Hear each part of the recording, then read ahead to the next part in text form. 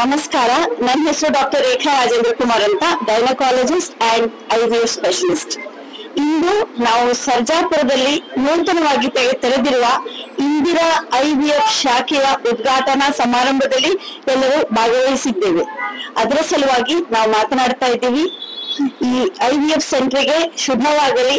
ಅವರಿಗೆ ಎಷ್ಟೋ ಜನ ಸಂತಾನಹೀನತೆಯಿಂದ ಬಳಲುತ್ತಿರುವ ದಂಪತಿಗಳು ಬಂದು ತಮ್ಮ ಆಸೆಯನ್ನು ಈಡೇರಿಸಿಕೊಳ್ಳಲಿ, ಮಗುವನ್ನು ಮನೆಗೆ ತಗೊಂಡು ಹೋಗಲಿ ಎನ್ನುವ ಆಶೀರ್ವಾದ ಮಾಡುತ್ತಾ ನನ್ನ 2 ಮಾತುಗಳನ್ನ ಮುಂದುವರಿಸ್ತೀನಿ.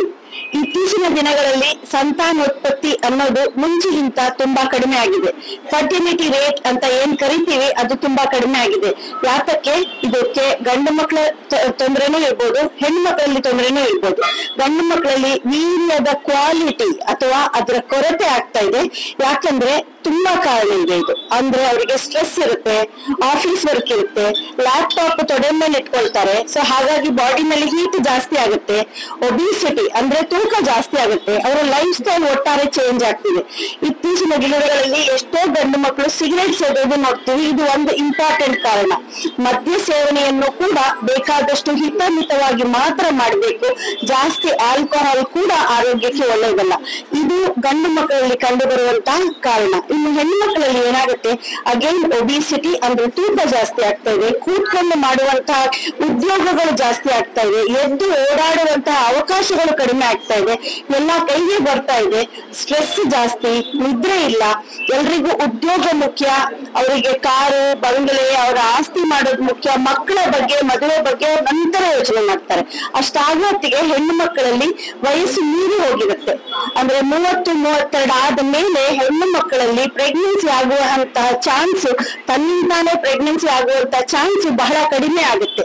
ಸೊ ಹಾಗಾಗಿ ನಾವು ಹೆಣ್ಣು ಮಕ್ಕಳಿಗೆ ಹೇಳುವಂತ ಒಂದು ಇಂಪಾರ್ಟೆಂಟ್ ಸೂಚನೆ ಏನಂದ್ರೆ, ನೀವು ಸುಮ್ಮನೆ ಸಣ್ಣ ಪುಟ್ಟ ಕಾರಣಕ್ಕೆ ಪ್ರೆಗ್ನೆನ್ಸಿ ಆಗೋದನ್ನ ಮುಂದಕ್ಕೆ ಹಾಕ್ಬೇಡಿ.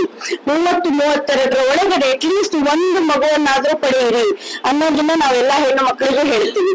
ಸೊ ಈ ಸೂಚನೆಯನ್ನು ದಯವಿಟ್ಟು ಗಂಡು ಮಕ್ಕಳು ಹೆಣ್ಣು ಮಕ್ಕಳು ತಗೊಂಡ್ರೆ ನಮ್ಗೆ ಸಂತಾನೋತ್ಪತ್ತಿಯಲ್ಲಿ ಪ್ರಾಬ್ಲಮ್ಗಳು ಕಡಿಮೆ ಆಗುತ್ತೆ, ಸೆಂಟ್ರಿಗೆ ಬರುವಂತ ಚಾನ್ಸಸ್ ಕಡಿಮೆ ಆಗುತ್ತೆ. ಆರೋಗ್ಯದ ಬಗ್ಗೆ, ನಿಮ್ಮ ಆಹಾರದ ಬಗ್ಗೆ, ಆಹಾರದ ಶೈಲಿಯ ಬಗ್ಗೆ ಕೂಡ ನೀವು ಗಮನ ವಹಿಸಬೇಕು. ಹೊರಗಿನ ಆಹಾರ, ಪ್ರಿಸರ್ವ್ಡ್ ಫುಡ್ ಜಾಸ್ತಿ ತಗೊಳ್ಬೇಡಿ, ಕ್ಯಾನ್ಡ್ ಟಿನ್ಡ್ ಫುಡ್ಗಳನ್ನ ಜಾಸ್ತಿ ಯೂಸ್ ಮಾಡಬೇಡಿ. ಮನೆಯಲ್ಲಿ ತಯಾರಿಸಿದಂತಹ ತಾಜಾ ಆಹಾರವನ್ನು ಉಪಯೋಗಿಸಿ, ಹಣ್ಣು ತರಕಾರಿಗಳನ್ನು ಉಪಯೋಗಿಸಿ. ಸೊ ಈ ಎಲ್ಲ ಸೂಚನೆಗಳನ್ನು ನೀವು ಫಾಲೋ ಮಾಡಿದ್ರೆ ನಿಮಗೆ ಆದಷ್ಟು ಬೇಗ ಮಕ್ಕಳಾಗುವ ಚಾನ್ಸ್ ಇರುತ್ತೆ. ಆಗಿಲ್ಲ ಅಂತ ಆಮೇಲೆ ಕೊಡೋದು, ಬೇಕಾದಷ್ಟು ಕಡೆ ಸುತ್ತೋದು, ಬೇಕಾದಷ್ಟು ನೀವು ದುಡ್ಡು ವ್ಯಯ ಮಾಡೋದು ಎಲ್ಲ ತಪ್ಪಿಸ್ಬೋದು. ಸೊ ಇಷ್ಟು ಹೇಳಲು ಇಷ್ಟಪಡ್ತೀನಿ. ನಮಸ್ಕಾರ. Good afternoon. I'm Dr. Shyam, Center of the Indira IVF JP Nagar Center. I'm working since 8 years in the Indira IVF hospitals. Today is basically our proud day for us that we have inaugurated this Indira IVF centers. This is the 9th centers in Bangalore city, and our goal, always goal, is to help the people with the ethical way, and we don't want anybody to travel for a long distance. That is why we are start opening in the Tier 1, Tier 2, Tier 3 cities and all. So our concerns is always to give a good service, to take care of persons, couples which are not having the baby and they are looking for a good parenthood and all. So those things we are always aggressive to do and help the couple to achieve their goal and all. So thank you for being here today, and as we are looking forward to see the community and see the community, and we work with a very dedications and atmosphere and all. Thank you very much. Where has to come? Where has to come? Where it is generated? So anybody want to come take our services and all, they can come to the Indira IVF Sarjapur Center, and which is located in the main road of the Sarjapur road and near the Bellandur gate. So they can come and they can take a services from our very experienced doctor, Dr. Snehadarshini. Thank you very much. ನಾನು doctor Snehadarshini Karanth, Indira IVF Sarjapur ರೋಡಿಂದ.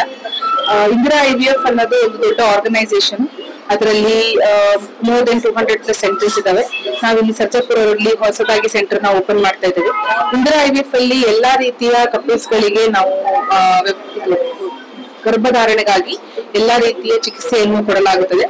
IVF ಇರ್ಬೋದು, IUI ಇರ್ಬೋದು, blastocyst culture, laser assisted hatching, ಎಲ್ಲಾ type of stimulation. IVF ಅಂತ ಹೇಳಿದಾಗ ಒಂದು ಕಪ್ಪಲ್ಲಿ ಯಾವಾಗ್ಲೂ ತುಂಬಾ ಭಯ ಪಡೋದು ಹೆಚ್ಚು ಸಾಧ್ಯತೆಗಳಿದಾವೆ. ಆದ್ರೆ ಭಯ ಪಡುವಂತ ಅವಶ್ಯಕತೆ ಇಲ್ಲ. ಈಗ ನಾವು ಸರ್ಜಾಪುರ ರೋಡ್ ಅಲ್ಲಿ ಕೂಡ ಸ್ಟಾರ್ಟ್ ಮಾಡಿದ್ದೇವೆ ಇಂದಿರಾ IVF ನ. IVF ಬಗ್ಗೆ ಸ್ವಲ್ಪ ಹೇಳೋದಾದ್ರೆ, ಒಂದು 10 ರಿಂದ 12 ದಿನದವರೆಗೆ ಒಂದು ಮಹಿಳೆಗೆ ನಾವು ಇಂಜೆಕ್ಷನ್ ಹಾರ್ಮೋನ್ ಚುಚ್ಚುಮದ್ದನ್ನು ನೀಡಲಾಗುತ್ತದೆ. ಅದನ್ನ ಅಲ್ಟ್ರಾಸೌಂಡ್ ಮೂಲಕ ನಮ್ಮ ಪ್ರಯೋಗಾಲಯದಲ್ಲಿ oocyte ಅಂದ್ರೆ ಅಂಡಾಶಯದಲ್ಲಿ ಏನು ಮೊಟ್ಟೆಗಳು ಉಳಿಯುತ್ತವೆ ಅದನ್ನು ತೆಗೆದುಬಿಟ್ಟು ಗಂಡನ ವೀರ್ಯನ ತಗೊಂಡ್ಬಿಟ್ಟು ಅದನ್ನ ಫರ್ಟಿಲೈಸೇಷನ್ ಮಾಡ್ತೇವೆ. ಅದರಿಂದ ಏನ್ ಭ್ರೂಣಗಳು ಬರ್ತವೆ ಅದನ್ನ ನಾವು ಮಹಿಳೆಗೆ ವರ್ಗಾವಣೆ ಮಾಡ್ತೀವಿ. ಭಯ ಪಡುವಂತ ಅವಶ್ಯಕತೆ ಏನೂ ಇಲ್ಲ. ಆದಷ್ಟು ಬೇಗ ಯಾರಿಗೆ ಮಕ್ಕಳಾಗಿಲ್ಲ ಅವರು ಸಂಪರ್ಕಿಸಬೇಕಾಗಿ ನಾನು ವಿನಂತಿ ಮಾಡಿಕೊಳ್ಳುತ್ತಿದ್ದೇನೆ. ಅಂಡ್ ಇಂದಿರಾ IVF ಅಲ್ಲಿ ಎಲ್ಲಾ ತರಹದ ಚಿಕಿತ್ಸೆಗಳು ಇಲ್ಲಿ ನೀಡಲಾಗ್ತದೆ. ಸಕ್ಸಸ್ ರೇಟ್ಸ್ ಅರೌಂಡ್ 16 to 70% ಇರುತ್ತೆ. ಸೊ ವೆಚ್ಚ ಅರೌಂಡ್ 1 ರಿಂದ 2 ಲಕ್ಷ ಆಗ್ಬೋದು. ಎಲ್ಲಾ ಕಪಲ್ಸಿಗೆ IVF ಬೇಕು ಅಂತ ಏನಿಲ್ಲ. 1 ವರ್ಷದವರೆಗೆ ಮದುವೆ ಆದ್ಮೇಲೆ ಯಾರಿಗೆ ಮಕ್ಕಳಾಗಿರಲ್ಲ ಅವರು ಫಸ್ಟ್ ಬಂದ್ಬಿಟ್ಟು ಯಾವ ಕಾರಣದಿಂದ ಅವರಿಗೆ ಮಕ್ಕಳಾಗಿಲ್ಲ ಅದರ ಬಗ್ಗೆ ಅವರು ತಿಳ್ಕೊಳ್ಬೇಕು. ಕೆಲವು blood test, scan, semen analysis ಇಂದ ಅಟ್ಲೀಸ್ಟ್ ಒಂದು 90-95% ವರೆಗೆ ಗೊತ್ತಾಗುತ್ತೆ ಯಾವ ಕಾರಣದಿಂದ ಮಕ್ಕಳಾಗಲಿಕ್ಕೆ ಸಾಧ್ಯ ಆಗಿಲ್ಲ ಅಂತ. ಸೊ ಅದಕ್ಕೆ ಟ್ರೀಟ್ಮೆಂಟ್ ತಗೊಂಡು ನ್ಯಾಚುರಲ್ ಆಗಾಗೂ ಆಗ್ಬೋದು. ಏನಾದ್ರೂ ವೀರ್ಯಾಣು ಸಂಖ್ಯೆ ಶೂನ್ಯ ಆಗಿದ್ರಿಂದ ಇಲ್ಲ ಮೊಟಿಲಿಟಿ ಅಂದ್ರೆ ಗತಿಶೀಲತೆ ಏನಾದ್ರು ತೊಂದರೆ ಇರೋದ್ರಿಂದ ಅದರಿಂದ ನಾವು IVF ಮಾಡ್ಬಿಟ್ಟು ಅವರು ಪಾಸಿಟಿವ್ ಆಗೋ ಚಾನ್ಸಸ್ ಇರುತ್ತೆ. ಅದೆಲ್ಲ ಆಗಿಲ್ಲ ಅಂತ ಹೇಳಿದ್ರೆ ಲಾಸ್ಟಿಗೆ IVF ಗೆ ನಾವು ಯೂಶುವಲಿ ರೆಕಮೆಂಡ್ ಮಾಡ್ತೇವೆ. ಇಲ್ಲ ಅಂದ್ರೆ ತುಂಬಾ ಜನ ಕಪಲ್ಸ್ ಫಸ್ಟ್ ವಿಸಿಟ್ ಮಾಡಿದಾಗ ಅವ್ರಿಗೆ ಕರೆಕ್ಟ್ ಆಗಿ ಯಾವಾಗ ಟ್ರೈ ಮಾಡ್ಬೇಕು, ಇಲ್ಲ ಯಾವ ತರ ಇರುತ್ತೆ, ಏನ್ ಪ್ರಾಬ್ಲಮ್ ಇದೆ, ಏನಾದ್ರೂ ಮೆನ್ಸಸ್ ಪ್ರಾಬ್ಲಮ್ ಇದನ್ನ, ಇಲ್ಲ ವೀರ್ಯಾಣುಗಳ ಸಂಖ್ಯೆ ಪ್ರಾಬ್ಲಮ್ ಇದನ್ನ, ಇಲ್ಲ ಫಲೋಪಿಯನ್ ಟ್ಯೂಬ್ಸ್ ಪ್ರಾಬ್ಲಮ್ ಇದನ್ನ, ಇಲ್ಲ ಗರ್ಭಕೋಶ ಪ್ರಾಬ್ಲಮ್ ಇದನ್ನ ಅಂತ ಯೂಶುವಲಿ ಗೊತ್ತಿರೋದಿಲ್ಲ. ಅದನ್ನ ಫಸ್ಟ್ ಅವರು ಇನ್ವೆಸ್ಟಿಗೇಷನ್ ಮಾಡಿಸ್ಕೊಂಡು ಅದರ ತರದಿಂದ ನಾವು ಏನಾದ್ರು ಟ್ರೀಟ್ಮೆಂಟ್ ತಗೊಂಡ್ರೆ ಸಕ್ಸಸ್ ರೇಟ್ ತುಂಬಾ ಹೈ ಇದೆ.